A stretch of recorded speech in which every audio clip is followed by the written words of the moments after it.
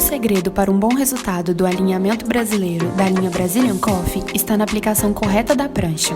Vamos mostrar aqui os detalhes mais importantes dessa aplicação, começando pelas tabelas com a temperatura e o tempo ideais para cada cabelo. Cabelos loiros, frágeis e finos.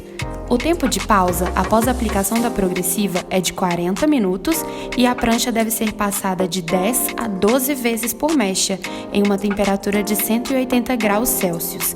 Já para os cabelos afros, resistentes, virgens ou cacheados, a pausa é de 1 hora e a prancha deve ser passada de 15 a 20 vezes por mecha, a 230 graus Celsius. A prancha certa para esse processo precisa corresponder exatamente à temperatura que ela indica, ter a placa de nanotitânio e deslizar com facilidade pelo cabelo. A mecha precisa ser fina, porque o calor tem que passar por todos os fios do cabelo. Se for grossa, o meio da mecha pode ficar sem alisar. Ela deve ser da largura de um dedo mínimo, de 5 a 6 centímetros. A prancha tem que ser passada lentamente nos fios, para que a temperatura atinja todas as partes da mecha.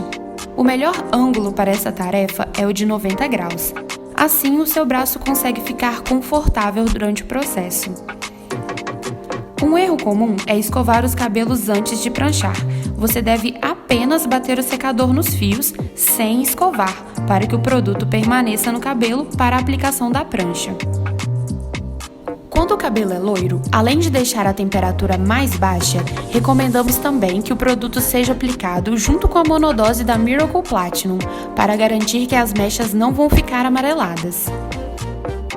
Para mais informações, não deixe de conferir os vídeos de passo a passo e perguntas frequentes sobre a Brazilian Coffee no nosso canal do YouTube.